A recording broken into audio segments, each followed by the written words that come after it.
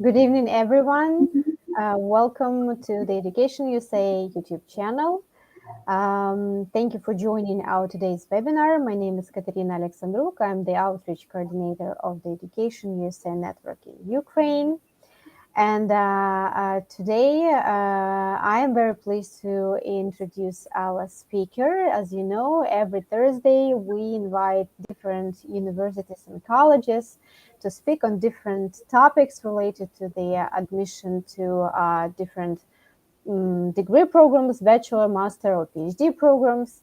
And in the midst of the admission season, as we are now, I think that today's topic is really hot because we will be speaking about financing of our education.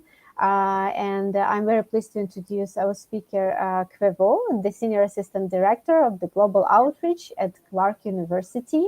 And Kwe will be sharing the information on what kind of financing is actually available out there, what universities offer, where you also can look for funding or what scholarships are available for the international students. And probably she will be sharing some information about the Clark University and what scholarships are available, programs available at Clark University. So feel free to ask your questions. Feel free to use our chat box. At the end of the presentation, we will come back to your questions, and we will spend time on answering on the topics that you are the answers you are looking for. So, Kwe, the floor is yours, and thank you for joining us today. Thank you for agreeing to be a part of that topic. Welcome. Yeah. Well, thank you so much for having me. It's really great to be here and to, present a topic about financial education to our participants today. Before I start, I just want to make sure if you can see my screen, okay. Yes. Awesome. Well, thank you so much. So, like Clarina just introduced, my name is Gue, and I am the Senior Assistant Director of Global Outreach at Clark University. We are located in Worcester, Massachusetts, which is just about 1 hour away from Boston. So, with the topic today, I hope to give you some information about, some of the support or tools that can help you in navigating the financial picture before you decide to go abroad for study. So when we talk about financing your education, let's just think of like what kind of costs should you expect when you go abroad for study. I know that sometimes when you go to the university website, you're only looking for like tuition fee, or you look at like the living expense. But what you really want to look for when you go to the university website is try to find if they have like a cost of attendance. So cost of attendance will usually more comprehensive, and they will include like tuition fees, room and board, and also like other very like necessary costs like insurance and books and supplies, and they will include an estimation of miscellaneous fee as well. So the cost of attendance would give you a better idea of how much in total it would cost for 1 year to study at that university. Okay, so when you go to the university website, don't just add up tuition fee and room and board. Don't just add up these two only. Of course, they are like the two biggest chunks of the total cost, but you will miss out a lot if you don't include other items as well. So tuition and fee, for example, some university, especially like private university, they don't have a difference between in-state or out-of-state tuition. But for some public university, there will be an in-state and out-of-state tuition. And for international student, we are out-of-state. We have to pay out-of-state tuition fee, and usually there will be a big difference between in-state and out-of-state tuition fee. So make sure you look at the right column. And then for room and board, it's usually your housing and then your meal plan. So for room and board, you have to ask yourself and ask the university, like, do I have to live on campus or can I live off campus? Usually, if you're a freshman student, some university would require you to live on campus from 1 to 2 years. If you're a transfer student or if you're a graduate student, you don't really have to live on campus. You can, but you don't have to. I would say in general, there would not be a huge difference between living on campus and living off campus in terms of cost. However, it can have a difference. It really depends on your lifestyle. Are you like okay with sharing room with someone, or you just want to have a space for yourself, and this will usually make the cost difference. And also, like for example, when you live on campus, university would usually require you to pay for the meal plan as well. It is really convenient because you don't have to cook. It's really easy to go to and get the food. Usually it's on campus. You don't have to go anywhere. So that is convenient. But when you live off campus, you can have more freedom of like making the food of your choice. And usually it will save more money if you make the food by yourself than if you go to a restaurant. It's usually more expensive to go to restaurants here in the US. So it will be, so if you really know how to, like on more like a saving side, I think you will save more money with a living off campus because you have the freedom to choose the kind of apartment that you want to live. You can share room with someone that can help you to save more money. So it really depends. Sometimes it can be more expensive living off campus just because you have more like a more fancy lifestyle, I would say, for example, and you spend more on like eating out. So it really depends. But think about that. And then insurance is something that I really want to emphasize here. Having insurance is really, really important in the US. You need to have insurance when you study and live in the US. All university in the US, they will have like partner with an insurance company, and they will, like the students can buy insurance through the university, have a very good coverage plan and everything like that. So most students will buy insurance through the university, but if you decide to buy an insurance by yourself, like if you have a different plan, most university will allow you to do that. Some of them would want to see the coverage plan, and they want the other insurance that you want to buy would have the kind of the same, if not better, coverage than the one that the university offer. The reason they do that is just because they want to protect you. They want to make sure that like you don't have to end up paying a lot of money with a not so good insurance coverage plan. It's really important because sometimes students don't understand or underestimate the importance of insurance. And if something happens, hopefully nothing happened, but if something happens, and that is the whole idea of the insurance, that you will pay a lot of money if you don't have insurance. I would just say, for example, if you call an ambulance and you don't have insurance, that would cost maybe $5,000 to $10,000 US. So you don't want that to happen to you. You want to have protection, whether you end up using it or not. It's always a good idea to have insurance.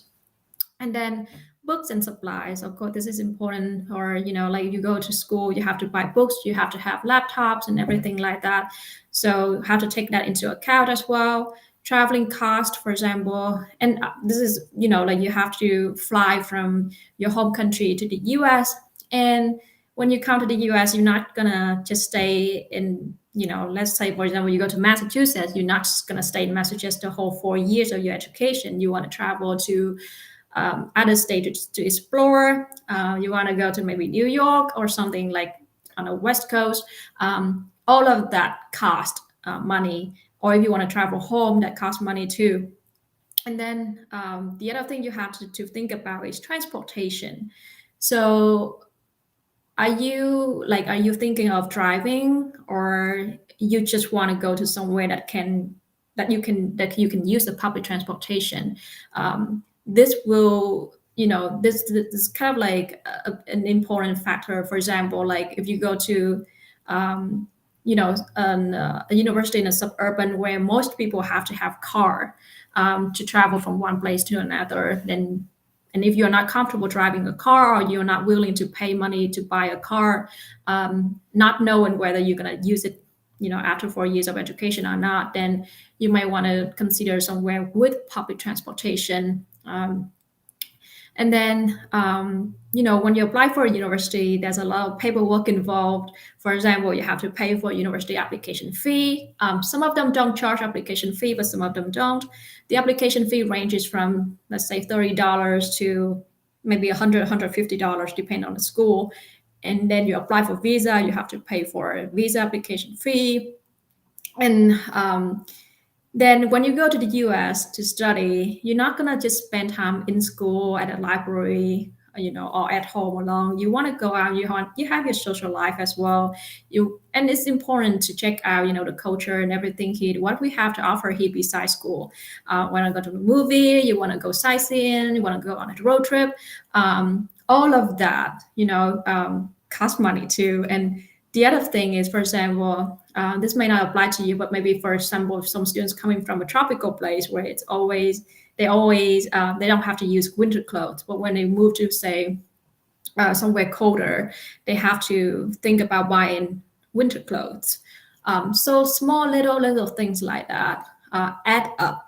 And what I really want to encourage is that you should have, like, maybe sit down and then think of, you don't have to be like into very detail, but think of all of the possible costs that you have to pay besides tuition fee and room and board, and see if and have like a total estimation of how much does it cost before we think further.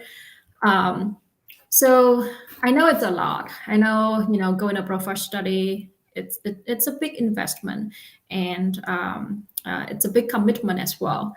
But I hope it will be encouraging for you to know that there's support from the university for students. And so that's the whole topic today we're going to talk about, is that what kind of support from the university for students to finance their education. So today we're going to talk about 3 types of support that university in the US offer for international students. First, we'll talk about merit-based scholarships, then we'll talk about need-based financial aid, and then we'll talk about on-campus jobs. So let's first talk about merit-based scholarship. So merit-based scholarship is really a scholarship awarded for students merely based on their academic performance. So it's usually reflected on your GPA, on the transcript, and how well did you do in your high school, for example. So the amount varies by university. At Clark University, our scholarship ranges from 14 to 20,000 US dollars a year. It's renewable every year as long as a student maintain a good academic standing, which is, I think, 2.0 GPA. And again, every university will have different policy to renew the scholarship too. For us, it's just as long as you maintain good academic standing. But some other institution I used to work in the past, they require you to have a 3.0 out of 4 GPA in order to remain your scholarship. So what you really need to do in order to get a scholarship is really work hard in your school. Try to get a high GPA. So here's the thing to keep in mind too. So every university will have different selection criteria. Some university will just only look at your GPA. It's merit-based, so they only look at your GPA. But some universities, they want to look not just your GPA, they also want to look into, okay, what else do you do besides school, besides being a very good student? Are you like active in extracurricular activities? Are you engaged in some kind of like community service activities? So for example, if we have 2 students that both have a 3.9 out of 4 GPA, which is really high, but one doesn't have any kind of like extracurricular activities, and one have a really engaged and very, do a lot of extracurricular activities and support a community and have some kind of like leadership experience and things like that. It's very more likely that we will give the scholarship, or we will give the higher scholarship for those who have extracurricular activities. But again, while some institutions that work in the past, we only look at GPA, for example. We don't look at anything else. So every university will have different criteria. So it doesn't hurt for you to not only good at your, try to really do a good job at school, have a good GPA, but whenever possible, try to involve in different activities to make your profile look stronger. Um, so some university at Clark, for example, one type of scholarship under the merit-based scholarship we have is the presidential scholarship. Generally, merit-based scholarship, they will cover a portion of your tuition fee. Um, but the presidential scholarship usually cover the full tuition, and they will also cover room and board for you too. Some other university they will cover tuition, but they will only provide you partial support for your living expense, like call it stipend. So at Clark University, we have a scholarship called the Presidential Scholarship, and they will cover full tuition fee, and they will provide you room and board. Of course, you have to take care of your other personal expenses, insurance, books and supplies, and things like that. But at least knowing that you don't have to pay tuition, you don't have to pay for housing and meals, which is the two biggest chunk of the total cost of attendance at a university, is really a big relief. These are some of the key things about the merit-based scholarship that I hope you to keep in mind. It's all about your academic performance, and in some cases, having additional extracurricular activities will possibly bring you, give you a higher chance of being selected. Usually, merit-based scholarship is automatically considered. You don't have to apply separately for a merit-based scholarship because it's mainly based on your transcript, and we have your transcript for making admission decision anyway, so you don't have to do anything. The exception is that the presidential scholarship is something that you have to do a separate application. Sometimes they also ask you to do an interview as well, because the presidential scholarship is generous, and because it is generous, it's more competitive, and it's open for both domestic and international students. So they want to make sure that they have the best candidate for the merit-based for the presidential scholarship. And then another form of financial support from a university is the need-based financial aid. So I worked for different institutions in the past, and I would say that this is not always available at every institution. Some institutions will have need-based financial aid, some don't. At Clark University, we do have need-based financial aid. So if merit-based scholarship is based on your excellent academic performance, the need-based financial aid is usually it's mainly based on the assessment of your financial need. But of course, first of all, you have to really qualify to be admitted for the university first, and then we will look into your financial aid, your financial need later. So how can you apply for financial aid? So I guess it's different at universities, but at Clark, and I think most of universities, if you want to apply for financial aid, you have to submit a CSS profile through College Board. So CSS profile is completely different application from the university application form. So what you apply for a university is apply for a admission decision. You apply for a university to see if you are admitted to the university or not. CSS profile basically a separate application that you will put information about, which we will talk in the next slide, but generally it will ask you questions about the financial situation of your family, and how can you finance your education, asking about your income or your family income and the annual expense and things like that. The purpose of the CSS profile is just for us to get to know your financial situation and see if we are able to match what are you looking for. So keep in mind that some universities, including Clark University, we do have a need-aware admission policy, meaning that we look into the application holistically. We look at GPA, we look at your extracurricular activity. We also look at your financial situation as well. So in some cases, if the student apply for financial aid, but we have a limited amount of money that we can support international students, and if we see that what you are asking is more than what we can offer, we will deny the student on that for that reason, just because we know that we can't give you the support that you are looking for. So just keep that in mind.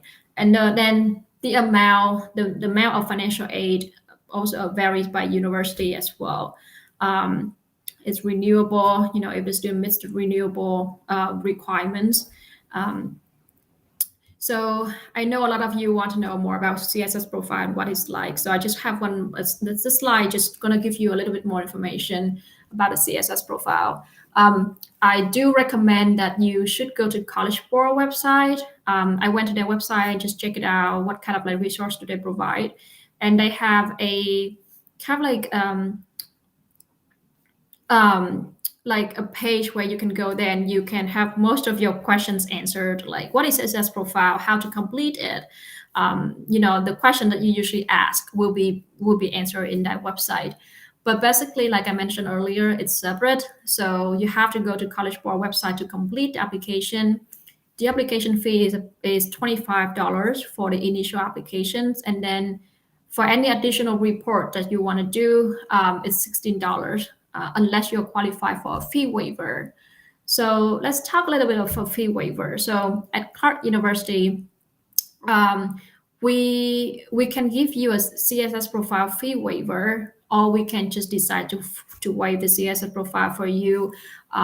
What you need to do is that after you submit the application, if you want to ask for CSS profile fee waiver, you just let us know, and then we will send you a form where you will complete and give us more information about your financial situation. It's going to be like way shorter than CSS Profile, and based on the information you provided, we can decide whether we can give you a fee waiver or we can just waive the CSS Profile for you.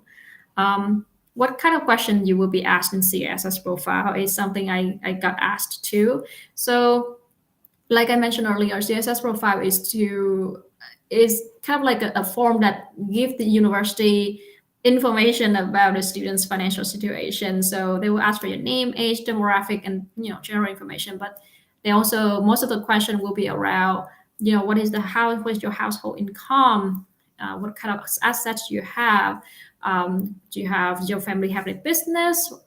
What is the value of your business? And have retirement value? How much do you spend a year, your family spend a year, and how much do you plan to, or are you willing, or are you able to contribute to your education per year? Things like that. So all of that information, all of the questions would be very helpful for us to decide, whether what you're asking for would be something we can afford from the institution, and then if so, how much can we, how much of financial aid that we can provide for you. So when you do CSS Profile, I know it's all estimation, but try to get the best estimation as you can. Be honest. Let us know the real situation of your financial situation, so that it will be very easier for us if you give a good estimation, so that we can decide whether we can support you or not. And then we also have on-campus jobs. This is every international student can work on campus. And remember, you can only work on campus. You cannot work off campus as an international student.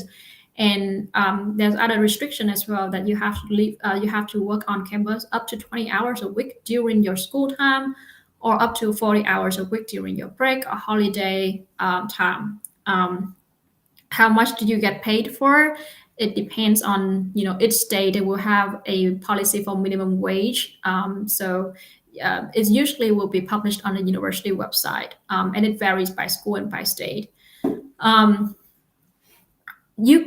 lot of students ask me, is it easy to have an on-campus job? I would say yes, as long as you are proactive and as long as you are not too picky. There are so many different kinds of on-campus jobs that you can apply for. I can give you an example of at Clark University. So I work in the admissions office, and we have an admission center where parents and students come and visit, and we give them information about the university and things like that, and give them a campus tour, for example. Of course, we have staff there, but I would say a big portion of our operation in that visitor center is managed by our students. The welcome desk is managed by our students always sit at a welcome desk. Some of our students help with the campus tour. They work as a student ambassador. We also have some students who work in the residence hall as well. The good thing is that if you work in a residence hall, you may not you don't have to pay for the cost of living on campus. You can work in the dining hall, or you can work in a research lab. There's so many different kinds, or you can work in a library. There's different kinds of on-campus job that you can apply for. So I sometimes receive email and students asking like, if I work on campus, can I use that? Can I use my on-campus job income to cover for my study, the cost of study in the U.S.? The answer is no, unfortunately. Because we have a limitation of how many hours you can work, and we have a limitation of that you can only work on campus only. So there will be like a limited income that you can get per year. And I would say, yes, you can totally use the income to cover, like partially your housing, or you can use that money to buy grocery. You can also use that money to enjoy more of your social life, like going to the cinema and things like that. I don't think it would be able to cover both your tuition fee and your living expense. That would be really hard. But it definitely help you to reduce some of the costs that you have to bear during your college life. But just keep in mind that don't rely completely on-campus job to cover everything during your study here. Other tips that I want to share with you when you think about financing your education is that, so when you choose a university, I know it's a big decision, and there's so many things that you want to consider, like the major you want to study, the location you want to study, and the size of the school and things like that. Look at the students, look at the school cost of attendance too, and ask yourself, how much can I afford with and without scholarship? Without scholarship is much money, and with scholarship I have to pay this much money. And be realistic and honest to yourself, and put yourself in different, like visualize yourself in different scenario, and see like, okay, what is, like, have yourself talk to your parents if if your family supports you with your education. Ask them like, how much money are you willing to, that they can afford, and then kind of narrow down a list. If the school is like way above what you can afford, maybe consider other options as well. So just be realistic, and draw different scenarios, so that you can give yourself more options. Don't, like I mentioned in the very first slide, that don't just look at tuition and fee and living expense. Look beyond that. Like, if you live in the city, it usually will be more expensive than you live in a suburban, or like in a countryside, in a university setting in the countryside. So I have some students asking like, like one school they have like low tuition, like a little bit lower tuition fee, and one school has a higher tuition fee. But when you combine that with the cost of living in, say, New York City or California, remember you may also have to buy a car if you live in somewhere that require you to buy a car, all of that cost, then actually, the total cost of attendance of a university with a lower tuition fee, with a lower tuition fee would be higher than a university with a higher tuition fee, because when you add up other elements into that, the total cost of attendance will be higher. So don't let the cost of tuition fee only mislead you, because that's not everything. You have to look at the whole picture. Also consider if the university has a good value for money. What does it mean? So when you go abroad for study, of course, you want to choose a best university, very high-ranking university. But at the same time, like, good value for money is like, with that much money, you receive, the quality of the education that the university gives you, the kind of support, the facility, the quality of the faculty and staff, and things like that. So take all of that into consideration, and not just about ranking.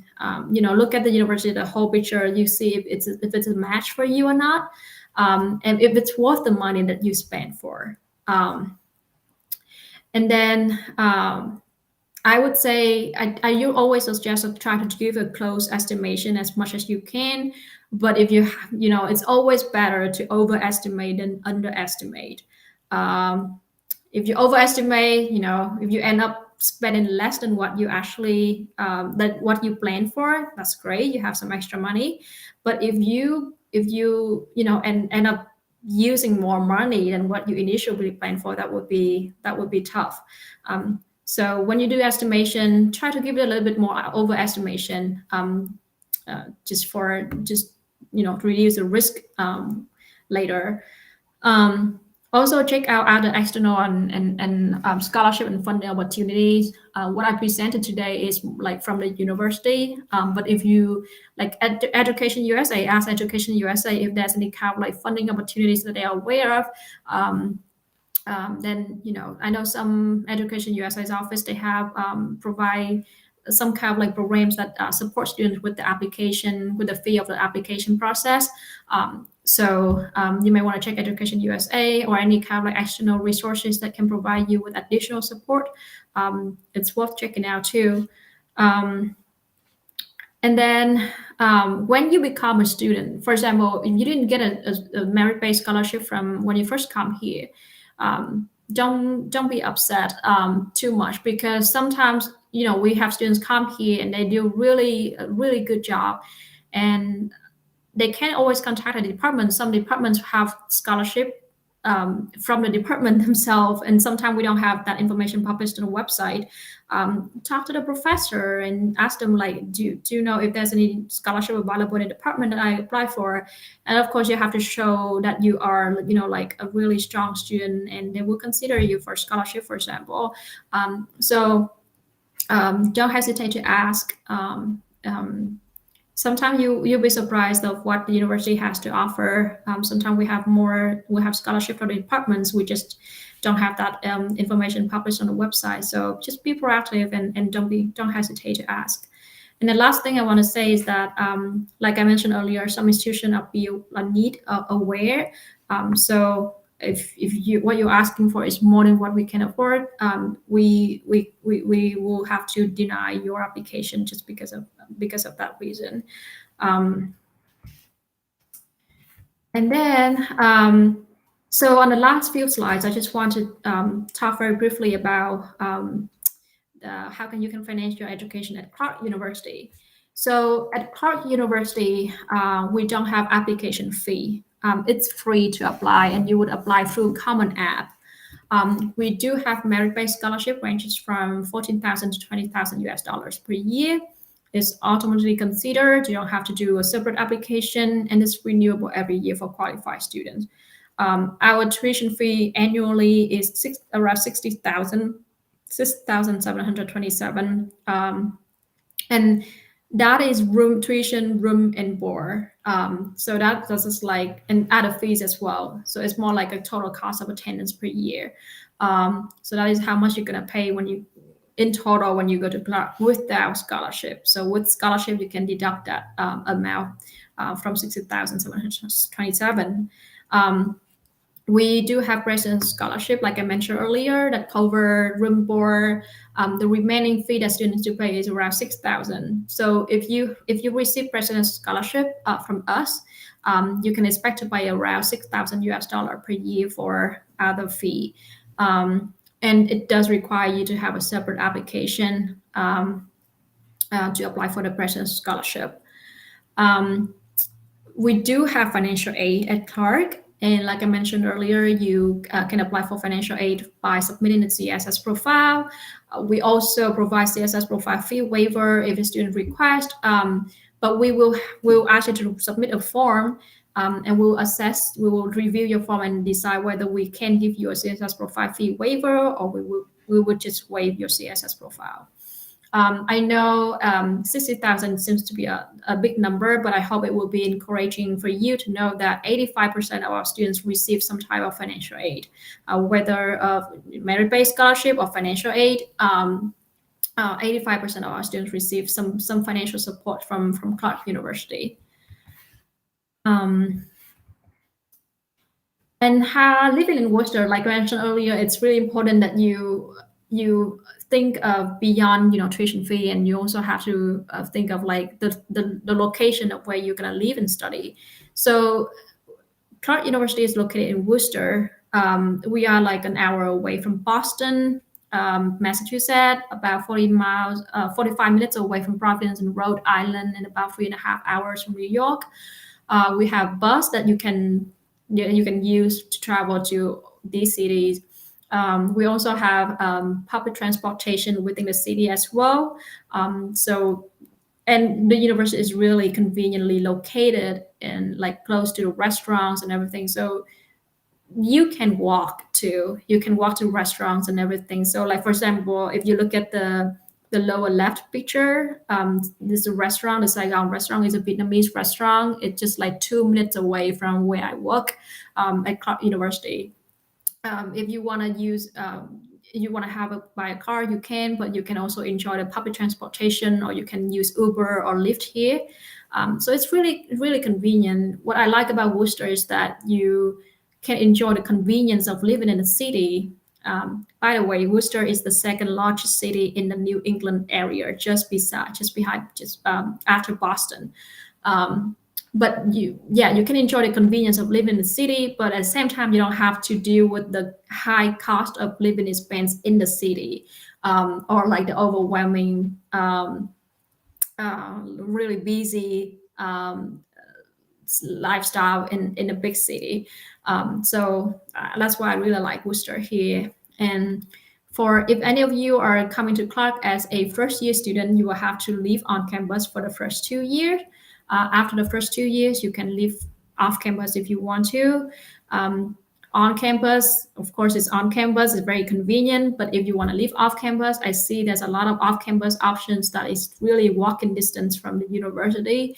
So you don't have to worry too much about traveling. We also have free shuttle that take our students between class. We have another campus for also in Worcester, but it's for students who study interactive media design. And this shuttle can take you to the other campus, and also make a city loop. So if you want to go into the downtown, you can use our free shuttle. And we also have bus that can take you to like further locations as well. We also have bus, Uber, and Lyft. If you want to have Uber and Lyft, would be very convenient for you. You want to make it quick. It just costs a little bit more. So that is an overall overview about financial education at Clark. I hope you find it helpful. I will save the rest of the time for you to ask me any questions. I will stop sharing my screen now. Thank you very much, Kwe, for the presentation. And I think I would rather leave the last slide. If you have any contact information on that slide, it would be grateful for our audience. If not, it's okay.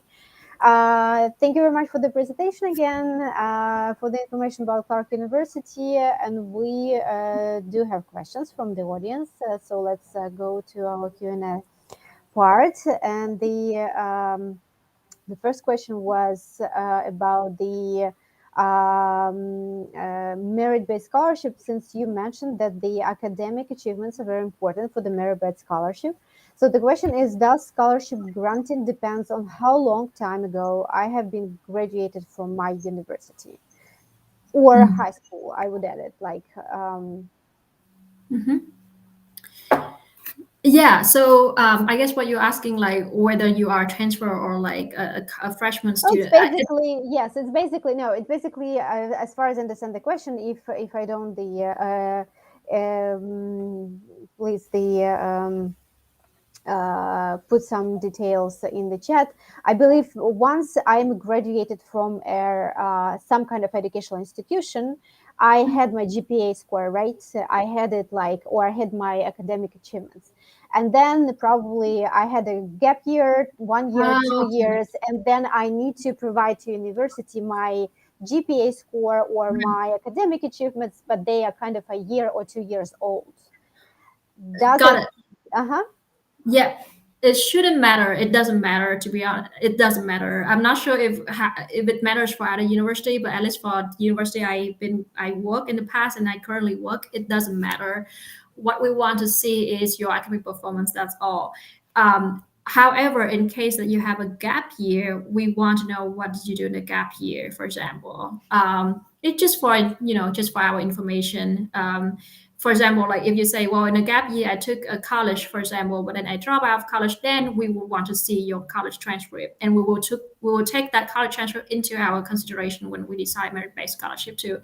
But if high school graduation is the highest degree that you have and the most recent one, just send that to us. We'll review that. It doesn't matter if you have 1 or 2 gap year. Mm-hmm. Mm-hmm. Thank you so much. Another question is yes, the more details. I was graduated from Ukrainian university in 2012, and now I would like to apply for a master's degree in the USA. So basically, it makes more than like I don't know almost 10 years now Yeah. Yeah, I don't think it matters. Sometimes, if you graduated and, you go to of some work or work yes, experience. Mm-hmm. work experience, that's valuable too. So one thing I want to clarify that a lot of information that I provided in today's presentation, especially with the scholarship amount is for undergraduate students. We also have a scholarship for graduate students that I just didn't mention in this slide. So if you want to find out more, feel free to email me, which I will give some of my information here, or you can also go check out our university website at the graduate admission to find out what scholarship do they offer. Okay, thank you so much. Another question was about the financial aid. Can I apply for financial aid in advance? So again, I would add, when is the right time to apply for financial aid? Um, When mm, when I'm applying to for admission at the same time after you mentioned something that after, but we usually advise that you need to think about your finances beforehand as well, because once you're admitted, then there's almost no window for you to find a finances, like or financially. That what's the perfect timing for financial yeah, aid application? it's a great question. I would say, like, for us to consider, you have to have a complete application package, meaning that you have to have an application to the university. And if you apply for financial aid, you also have to do a financial aid. So my advice is that, after you apply for a university, um, do as soon as possible after you apply for apply admission for a university. Go to CSS Profile. I'll go to College Board and apply for financial aid. Um, the, the university will have deadline for different intakes, so make sure that you complete your application package, including admission application, and financial aid and all other documents by the deadline. Um, so Mhm. so yeah, so in short, like apply for financial aid as soon as you can after you submit the application. You can also do it before too, but just remember that we'll have to have the full package in order to consider your application. And I believe some universities they have one form for both, probably application and financial, like aid, like merit-based aid. Let's say not merit. Yeah. So it depends Yeah, on the university, basically, on the process that you're applying. yeah. For us, we have the application is through Common App, like admission application is through Common App, but then for financial aid, you have to go through College Board and do a CSS profile. Hmm. Okay, thank you so much. Another question: if you live off campus, can you still work only on campus? Yes, yes. You as an international student, you can only work on campus, whether you live on campus or off campus. Hmm. Okay, is it harder to get a merit-based scholarship as a transfer student than as a freshman? Um, Again, I don't know if the policy different for other university. For us, it's the same. We consider transfer student and freshman student equally for merit-based scholarship. Oh, great. And the same person said, "Thank you very much for wonderful stream." You're welcome. Okay. Another question. I think it's hard to say which amount of scholarship or merit-based financial aid you will get. So, how to count needed cost in this case?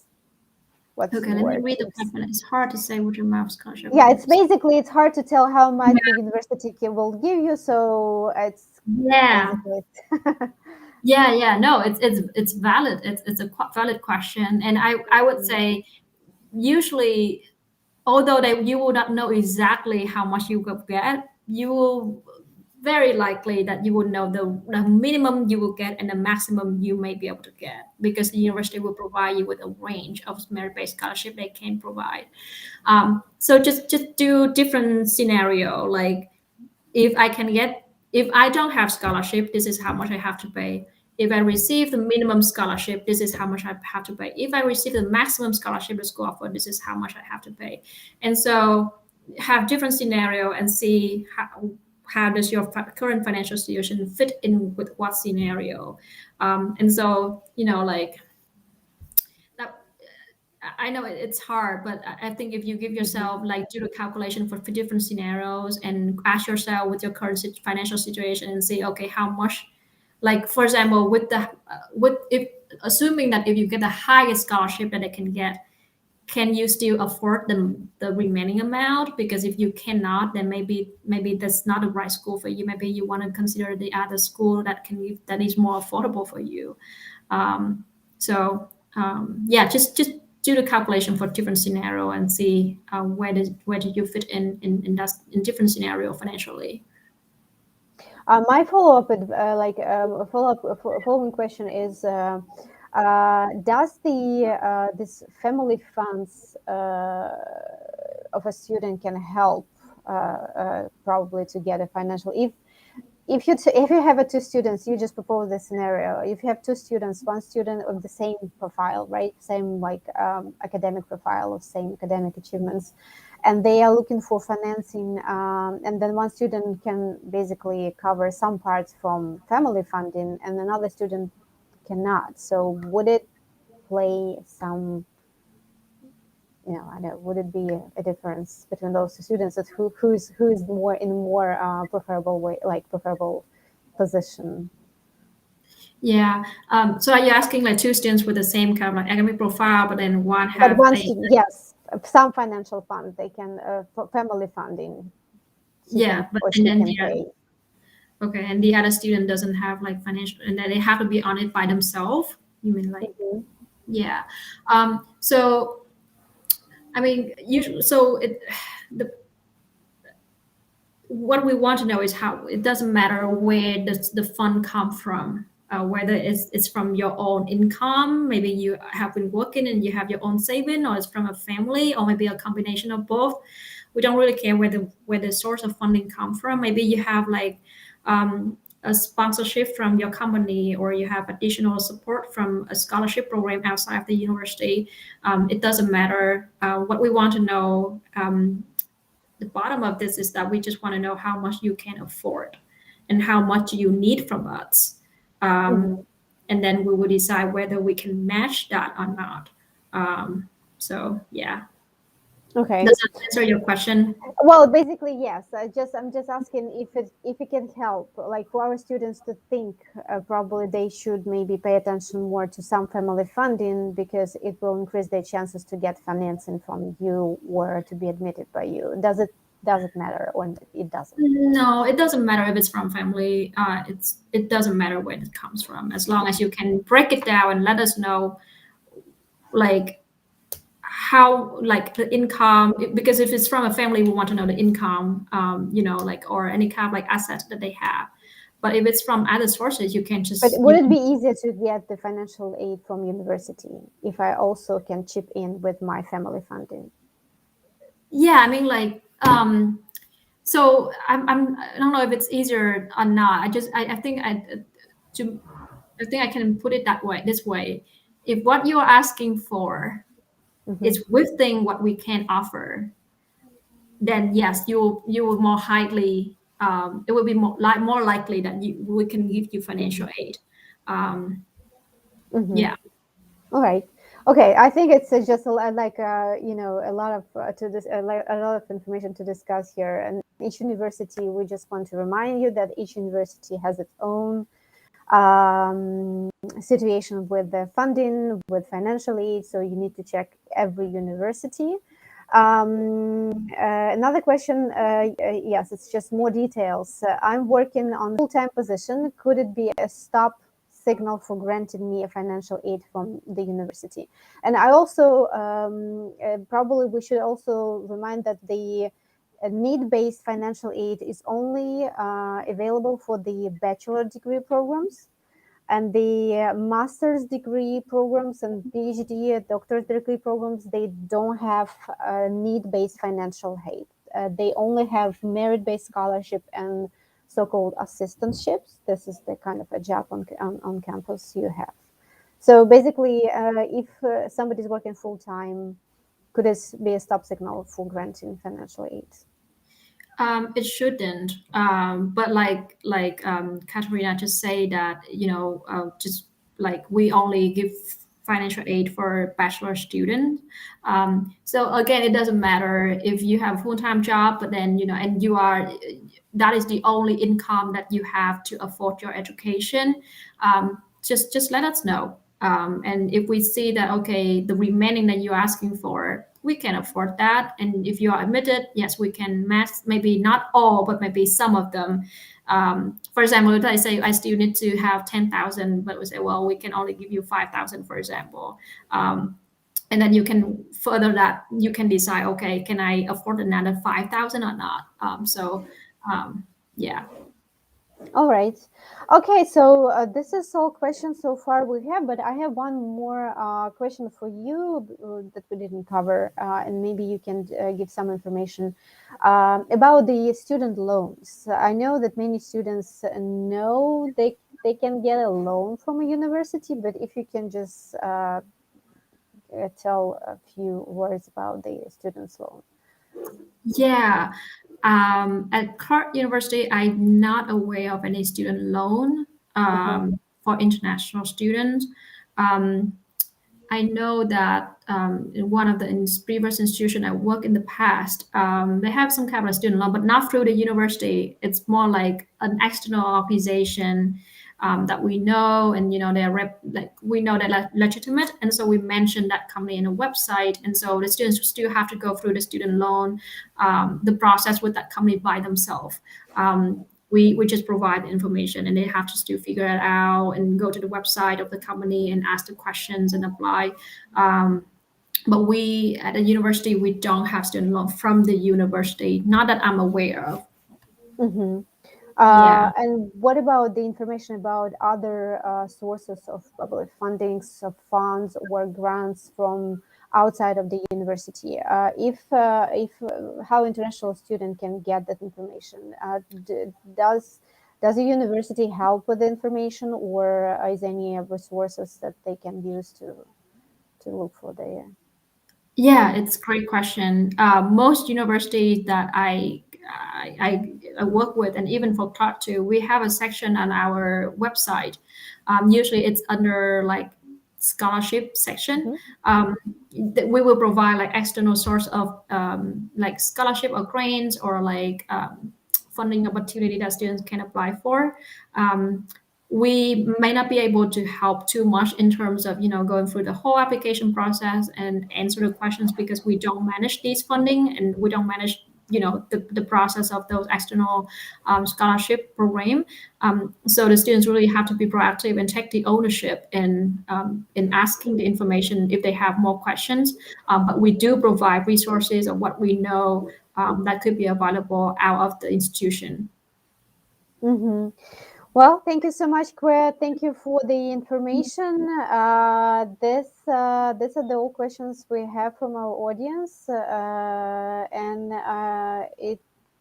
it was a great presentation and a lot of useful information. I hope our students can use in the future. And basically, I'm inviting everybody to visit the Clark University website and check information and see what opportunities the university offers to international students and the programs they offer to international students. And that's it. And thank you very much and enjoy the rest of the day. Thank you, Craig, again.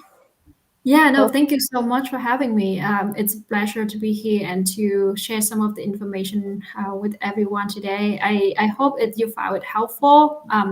Like we mentioned earlier, some of, every institution in the US will have slightly different policy for financial aid and everything like that. So if you have a specific university in mind, make sure that you go to their website and check more information. If you need more information about Clark, Katarina, I'm not sure if there's a way that I can put my email address somewhere in the chat box. you can put it in a private chat box, and I believe we can put it on the screen very quickly if you want to. Yeah. Let me see. If I can't figure it out right now, you can also contact Education USA and oh, here, okay. Yes, just think it in a second. I put it on the screen, and please feel free to contact Education USA for information. We definitely will be happy to help you, or at the email address you can see on the screen. So thank you again very much, and see you on in 2 weeks. So we will not be having any webinars next Thursday, but please check our agenda schedule for December. We have interesting webinars happening in December, and have a good night, everybody. Okay, thanks everyone. Bye.